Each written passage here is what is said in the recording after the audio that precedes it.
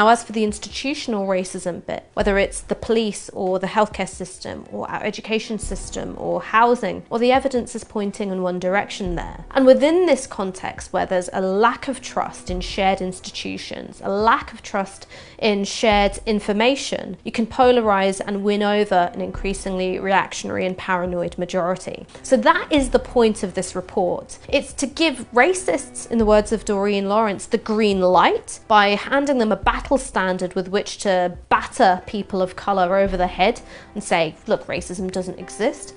And it's also about pumping out discredited, half-baked and shoddy scholarship, which means that all of us are stuck having a stupid argument about whether or not institutional racism exists, rather than the one that we should be having, which is how do we go about addressing it. Controversy was absolutely the point of this report, because you've got to ask yourself, why does the government like culture wars so much? A culture war is a political conflict which takes place on the terrain of identity.